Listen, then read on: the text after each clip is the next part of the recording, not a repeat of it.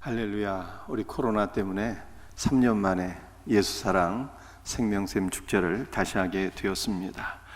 오늘 우리 생명샘 축제에 오신 모든 분들을 환영하고 사랑하고 주님의 이름으로 축복합니다. 옆에 있는 분들 얼굴도 한번 보시고 오늘 이 시간 먼저 한번 같이 인사하시겠습니다. 환영합니다. 사랑합니다. 축복합니다. 할렐루야. 아나운서 최선규 씨의 간증을 우리가 잠시 들어보았습니다. 그분이 인격적으로 예수 그리스도를 만나고 사망의 교제 가운데 있다가 생명의 교제 가운데로 옮겨진 것이 너무 은혜롭고 행복한 것이었다고 간증하는 내용이었습니다. 오늘 이 시간에는 예수 그리스도 안에 있는 생명에 대해서 함께 말씀을 살펴보면서 은혜를 나누고자 합니다. 우리 첫 번째 생각할 것은 아들 안에 생명이 있다는 것입니다. 아들이 있는 자는 생명이 있다는 것입니다. 오늘 하나님의 말씀 우리 요한일서 5장 12절을 다시 한 번 더 읽어보도록 하겠습니다. 아들이 있는 자에게는 생명이 있고 하나님의 아들이 없는 자에게는 생명이 없느니라. 1 플러스 1은 2라고 하는 수학 공식이 있는 것처럼 영적인 세계에도 변함없는 공식이 있습니다. 그것은 아들이 있는 자는 생명이 있고 아들이 없는 자는 생명이 없다는 것입니다. 여러분들은 아들이 있으신가요? 저는 2 아들과 3 딸을 두고 있습니다. 저처럼 아들이 있는 분들은 생명이 있고 아들이 없는 분들은 생명이 없다라는 뜻이 아닙니다.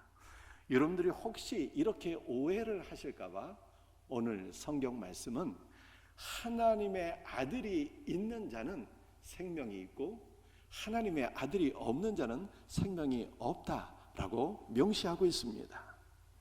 우리 하나님께는 아들이 한 분 계신데 그 아들의 이름이 예수 그리스도예요. 따라서 오늘 성경 말씀은 하나님의 아들 예수 그리스도가 있는 자는 생명이 있고 하나님의 아들이 없는 자는 생명이 없다는 매우 단순한 진리의 말씀입니다. 아들을 소유한 자는 생명이 있습니다. 그렇다면 생명이란 무엇일까요? 오늘 본문 말씀이 우리들에게 말씀하고 있는 생명은 부정모혈로 이루어진 육신의 생명을 가리키는 것이 아닙니다. 육신의 생명은 하나님의 아들이 있는 자에게나 하나님의 아들이 없는 자에게나 모두에게 동일하게 있습니다. 하나님께서 우리 육신의 생명을 주관하시는 하나님께서 우리 코에서 호흡을 거두어 가시기 전까지는 그저 믿는 자에게나 믿지 않는 사람들에게나 모두에게 동일하게 육신의 생명은 있는 것입니다. 그러므로 오늘 성경이 말씀하고 있는 생명은 육신의 생명을 가리키는 것이 아니라 영적인 생명을 가리키는 것입니다. 영적 생명은 하나님의 아들이신 예수 그리스도께서 우리 영 안에 들어오실 때, 우리 마음 안에 들어오실 때 예수께서 주시는 예수 그리스도의 생명을 가리키는 것입니다. 우리는 예수께서 주시는 영적 생명을 소유하게 될 때 하나님의 나라 안으로 들어가서 그 생명을 영원히 누리게 되는 것입니다. 그래서 예수님께서 주시는 영적 생명을 영원한 생명이라고 성경이 말씀하고 있습니다. 반면에 하나님의 아들이 없는 자는 생명이 아니라 지옥에서 영원한 형벌을 받게 되는 것입니다. 영적 생명을 소유한 자는 새로운 존재가 됩니다. 하나님의 아들의 생명을 소유한 자는 아들의 신분을 받게 되는 거예요.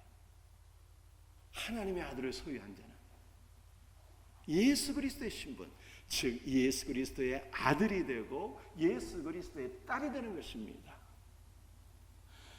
하나님의 생명을 소유한 자는 새로운 신분을 소유할 뿐만 아니라 새로운 삶의 목적을 가지게 돼요. 아나운서 최선규 씨처럼 더 이상 돈 버는 것이 삶의 목적이 아니라 하나님의 나라와 하나님의 영광을 위해서 새로운 삶을 살아가게 되는 것입니다. 오늘 이 시간 우리 모두에게 하나님의 아들께서 우리에게 영원한 생명을 주셔서 우리의 존재 자체가 바뀌어지고 우리의 삶의 목적이 바뀌어져서 예수 그리스도 안에서 새로운 삶을 살게 되기를 주님의 이름으로 축복합니다. 아들이 있는 자에게는 이것은 우리가 하나님의 아들을 소유한다는 뜻입니다. 우리는 어떻게 하나님의 아들을 소유할 수가 있을까요? 그것은 오직 믿음입니다. 우리는 믿음으로 예수 그리스도를 소유하게 됩니다. 하나님의 은혜로서 우리는 주 예수 그리스도를 믿되 주 예수 그리스도를 나의 죄를 용서해 주시고 나에게 영원한 생명을 주시는 우리의 구원자로 영접하게 되는 것입니다. 이렇게 예수 그리스도를 믿음으로 영접하는 것을 가리켜서 성경은 예수 그리스도를 소유하는 것이며 이 예수 그리스도를 소유하는 자는 하나님의 생명이 있다라고 말씀하고 있는 것입니다. 오늘 성경 말씀은 하나님의 아들을 소유한 자는 앞으로 장차 생명을 소유하게 될 것이다, 이렇게 말씀하고 있는 것이 아닙니다. 하나님의 아들을 소유한 자는 지금 즉시 예수 그리스도의 생명을 받게 되는 거예요. 그의 생명으로 우리의 영이 살아나게 되는 것이고 우리가 예수 그리스도의 영으로 새로운 생명을 얻어서 지금부터 영원토록 그 생명 안에 살아가게 되는 것입니다. 자, 여러분들이 이 말씀을 들으며 저에게 한 가지 질문할지 모르겠습니다. 아들을 가지고 있는 자는 영적인 생명, 영원한 생명을 소유한 자라고 말씀하셨는데 그렇다면 제 안에 하나님의 생명이 있다는 것을 어떻게 하면 알 수가 있을까요? 답변입니다. 여러분 안에 아들이 계신가요? 여러분들은 예수 그리스도를 믿고 의지하고 계십니까? 그렇다면 여러분들은 영원한 하나님의 생명을 이미 소유한 자인 것입니다.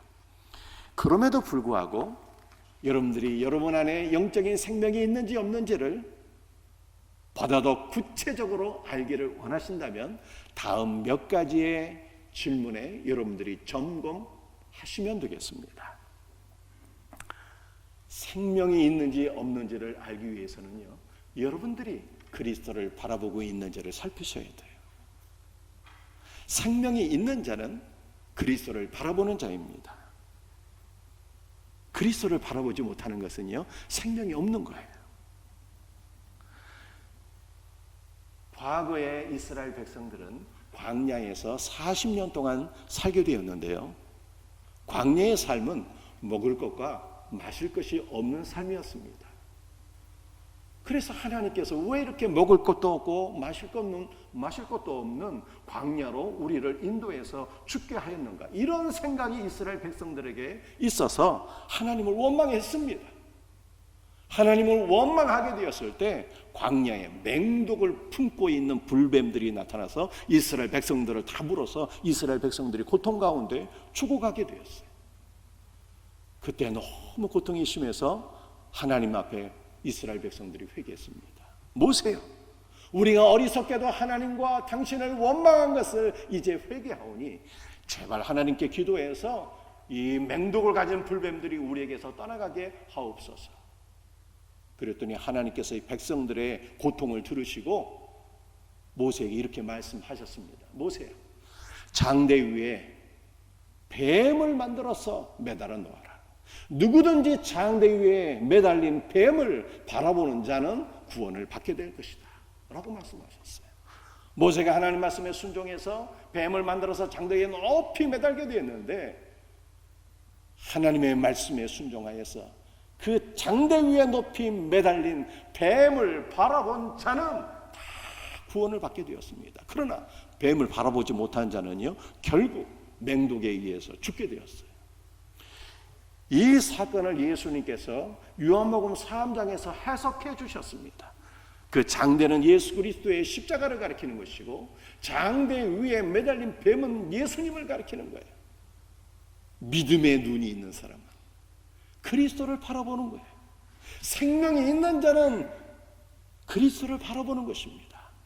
그러나 하나님의 생명이 없는 자는요, 그리스도를 바라볼 수가 없어요. 제가 여러분에게 질문하겠습니다. 여러분들은 언제나 그리스도를 바라보고 계십니까? 여러분들이 기쁠 때에도 그리스도를 바라보고 계신가요? 여러분들이 고난 가운데 슬픔 가운데 있을 때도 그리스도를 바라보고 계신가요? 그렇다면 여러분 안에 하나님의 생명이 있다는 확실한 증거가 되는 것입니다.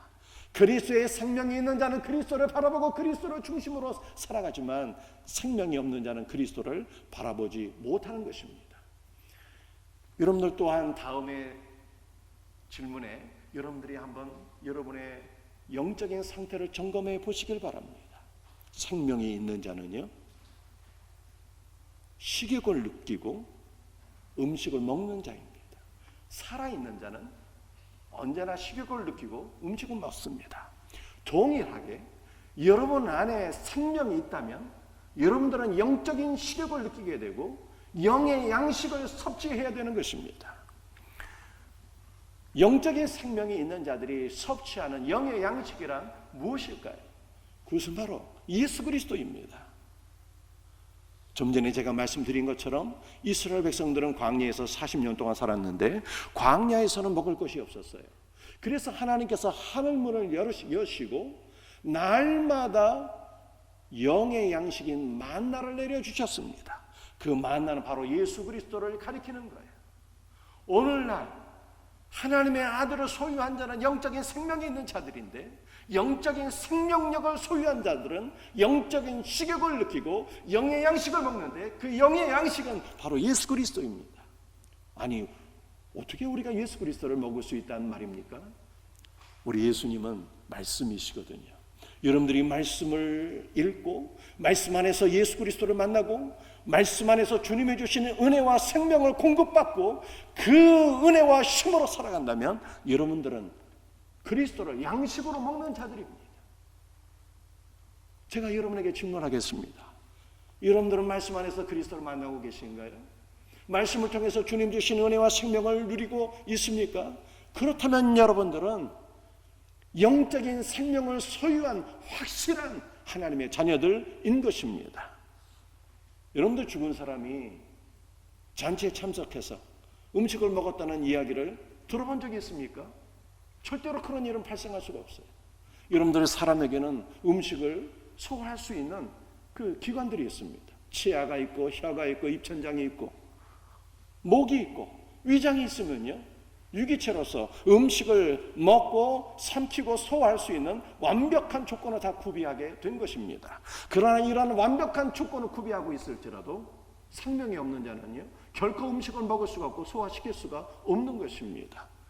오직 영적인 생명이 있는 사람들만 식욕을 느끼게 되고 영의 양식, 하나님의 말씀을 먹고 그 힘으로 살아가고 있는 것입니다. 사랑하는 성도들이요, 여러분에게 생명이 있습니까? 그것을 어떻게 할 수 있나요? 여러분에게 영적인 식욕이 있어서 날마다 영의 양식을 먹고 있다면 여러분들은 구원받은 하나님의 백성이 틀림없는 것입니다. 여러분들 영적으로 살아있는 사람은요, 그리스도를 바라보고 그리스도를 먹으며 그리고 그리스도를 말하게 되어 있어요. 저도 지금 살아있으니까 지금 말하고 있는 것 아니겠습니까?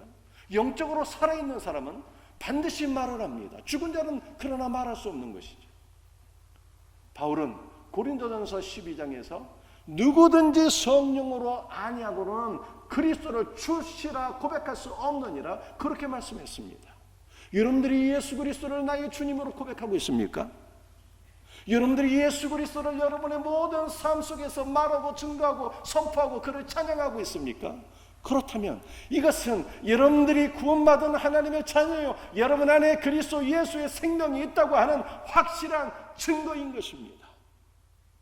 여러분들 생명이 있는 자는요, 그리스도를 바라보고 그리스도를 먹고 그리스도를 말합니다.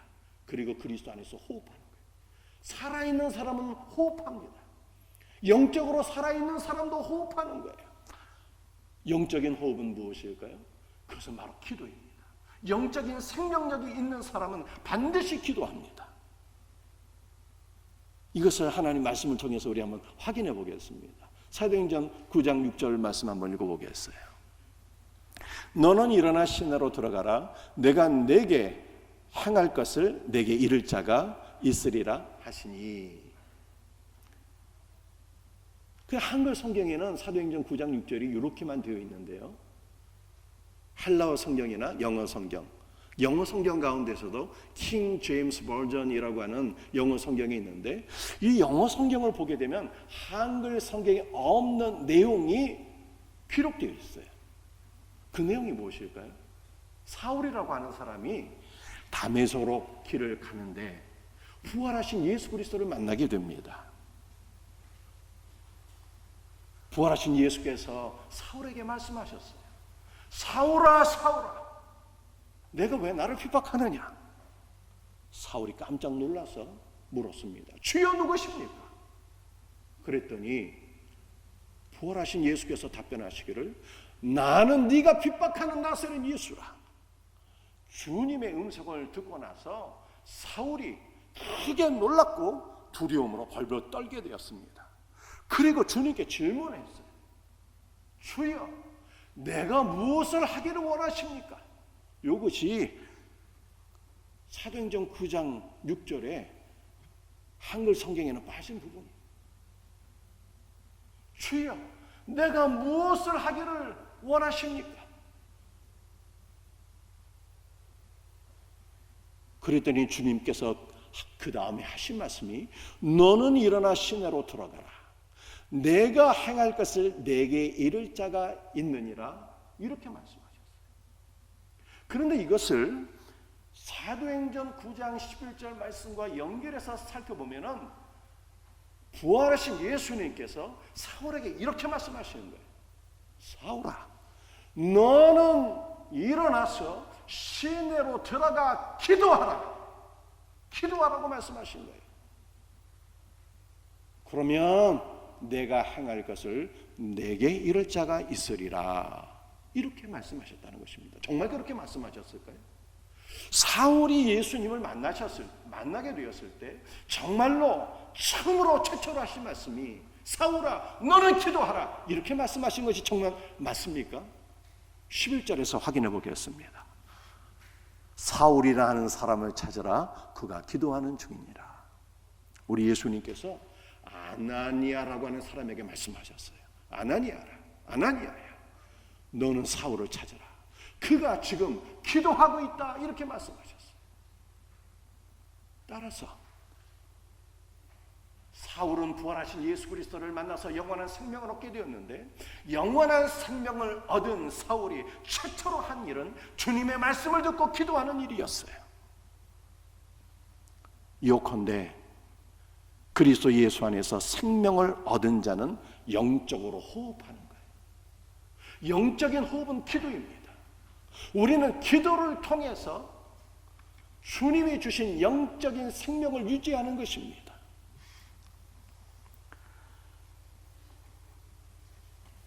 여러분들이 호흡하고 계신가요? 날마다 예수님 만나고 예수님께 기도하고 있습니까? 그렇다면 이것은 여러분 안에 그리스도 예수의 생명이 있다는 가장 확실한 증거입니다. 그러나 기도하지 않는 것은요, 생명이 없다는 것을 보여주고 있는 것입니다. 자, 우리에게 생명이 있는지 없는지를 확인할 수 있는 몇 가지 방법이 있다고 말씀드렸어요. 그리스도를 바라보고, 그리스도를 먹고, 그리스도를 말하고, 그리스도 안에서 호흡하고, 그리고 한 가지 더 말씀드린다면 그리스도를 위하여 일하는 것입니다. 살아있는 사람은 움직여요. 일을 하는 것입니다. 영적으로 생명을 얻은 사람도 동일합니다. 그리스도를 위해서 일하게 되어 있어요. 새로운 목적을 갖고 새로운 삶으로 나가게 되는 것입니다. 가정에서도 그리스도를 위해 일하고, 직장과 사업장에서 그리스도를 위해 일하고, 주의 몸된 교회 안에서도 그리스도를 위하여, 우리 사랑하는 성도들을 위하여, 이웃들을 위해서 일하고 봉사하는 것입니다. 오늘 우리가 생명샘 축제를 하게 되었습니다. 이 생명샘 축제를 위해서 많은 분들이 기도하면서 봉사하셨어요. 오늘도 많은 우리 성도들이 일하고 봉사하고 섬기고 있습니다. 이렇게 주님을 위해서 일하고 봉사하고 섬기는 것은 다 우리 안에 생명이 있기 때문에 주님을 위해서 일하게 되었다는 것입니다. 생명이 있는 자는 일하는 것입니다.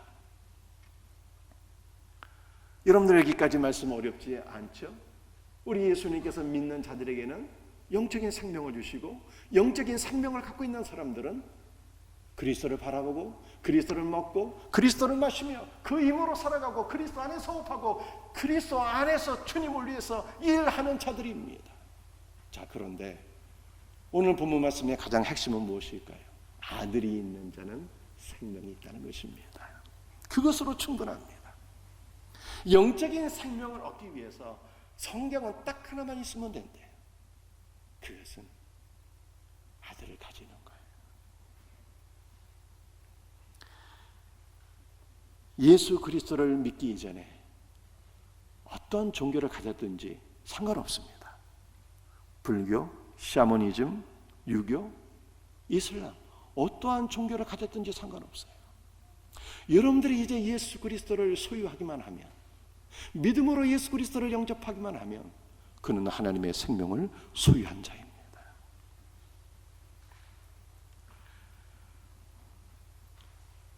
여러분들이 하나님의 아들 예수 그리스도를 소유하게 되면 이전에 어떠한 일을 행했든지 아무 상관이 없어요.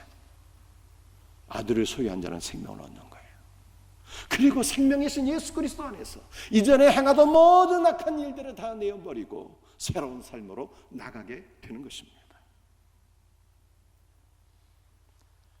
아들을 소유한 자는요, 지식이 없어도 괜찮아요. 돈이 없어도 괜찮습니다. 아무리 가난해도 아들이 있으면 생명을 얻게 됩니다. 지식이 없어도 괜찮아요. 아들만 있으면 난 놓고 기억자도 모르는 분일지라도 아들만 있으면 생명을 얻게 되는 것입니다. 아들을 소유한 자는요, 생명이 있어요. 그것만 있으면 돼요. 여러분들이 이제까지 어떠한 신비로운 일들을 경험하지 못했을지라도 상관없습니다. 아들만 있으면 돼요. 아들이신 예수 그리스도의 성육신, 인간의 몸을 입고 이 땅에 찾아오신 예수 그리스도 말로 가장 큰 신비예요. 우리는 가장 큰 신비를 소유한 자들이기 때문에 어떠한 허접한 신비로운 체험을 하지 못했을지라도 상관없습니다. 아들을 소유한 자는 영원한 생명을 얻은 것입니다.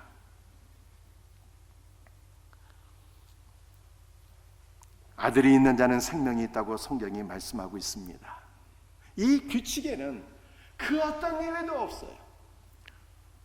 누구이든지, 그가 누구이든지, 그가 어떠한 일을 행했을지라도 하나님은 따지지 않습니다. 하나님께서 보시는 건 단 한 가지예요. 너에게 아들이 있는가 없는가, 그거를 보십니다. 아들이 있는 자에게 우리 주님은 생명을 주십니다. 이 놀라운 은혜가 우리 모두에게 있기를 주의 이름으로 축복합니다. 오늘 간단하게 한 가지만 더 살펴보겠습니다. 하나님의 아들이 없는 자에게는 생명이 없어요. 우리 말씀을 다시 한 번 더 같이 읽어보도록 하겠습니다. 아들이 있는 자에게는 생명이 있고 하나님의 아들이 없는 자에게는 생명이 없느니라. 하나님의 아들이 없는 자에게는 생명이 없습니다. 지금도 없고요, 앞으로도 없고 영원히 없다는 뜻입니다. 하나님의 아들을 소유하지 않는 자는 그가 누구일지라도, 대통령이나 장차관이나 재벌이나 그가 누구일지라도, 그 어떠한 위대한 일들을 행했을지라도 영원한 생명이 없습니다. 아들을 소유하지 않는 자는 걸어다니는 시신에 불과합니다. 그 안에 생명이 없기 때문입니다. 아들이 없는 자들이 하는 모든 일들은요, 다 사망의 사역이요 죽음을 퍼뜨리는 것들입니다. 어떤 위대한 봉사나 구제를 해도 사망의 사역이에요. 야, 이 구제한다, 남을 도와준다, 이 참 멋있고 좋은 일 같은데요, 어떤 위대한 일들을 한다 할지라도 사망의 서역입니다. 왜냐하면 성경은 믿음이 없이 행하는 모든 것들은 다 죄라고 말씀하고 있기 때문입니다. 아들이 없는 사역, 아들의 생명으로 행하지 않는 사역, 아들의 영광을 구하지 않는 사역은 다 죄요, 사망이에요. 아들을 불신하고 아들을 거부하고 아들을 소유하지 않는 것이 죄 중에 가장 큰 죄입니다. 따라서 아들을 소유하지 않는 것은 가장 큰 죄를 지은 것이고, 모든 종류의 아들 다 소유하고 있는 것이고, 그러므로 아들이 없는 자는 생명이 아니라 사망 안에 거하는 것입니다. 여러분 중에 이렇게 반문하실 분도 있을지 모르겠습니다. 목사님, 저는 모태신자인데, 저는 유아세례도 받았습니다. 제가 그동안 봉사와 선교와 구제를 얼마나 많이 행했는지 혹시 알고 계신가요? 그렇다면 죄 안에 생명이 있는 것이 아닙니까? 소용없습니다. 소용없어요. 여러분이 유아세례가 아니라 그보다 더 위대한 것을 받았을지라도, 여러분이 구제 아니라 구제 이상의 것을 행했을지라도 소용없어요. 아들이 없는 자는 생명이 없습니다. 아들이 없는 자는요, 가장 큰 죄를 지은 것입니다.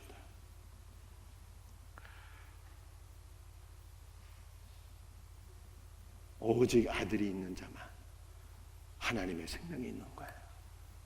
말씀을 마치겠습니다. 하나님의 아들을 소유한 자만 생명이 있어요. 그 생명은 예수께서 우리 영안에 들어오실 때 주시는 영원한 생명이에요. 이 영원한 생명을 우리가 받게 될 때 하나님 나라 안으로 들어가서 그 생명을 지금부터 영원토록 누리게 되는 것입니다. 우리 안에 생명이 있는지 없는지는 오직 아들이 있느냐 없느냐로 판별하는 거예요. 생명이 있는 자는 그리스도를 바라보고 그리스도를 먹고 그리스도를 말하고 그리스도 안에서 영적으로 호흡하며 그리스도를 위해서 일합니다. 그러나 아들이 없는 자는요, 그가 누구일지라도 소용없어요. 대통령도 소용없고 재벌도 소용없습니다. 아무리 많은 지식을 소유한 학자도 소용없어요. 어떤 위대한 일을 행해도 소용없습니다. 아들이 없는 자는 사망이에요. 그러므로 오늘 우리 모든 성도들이, 이 자리에 오신 모든 분들이 하나님의 아들 예수 그리스도를 믿음으로 영접해서 주님 주시는 영원한 생명을 누릴 수 있기를 주 예수 그리스도의 이름으로 축복합니다.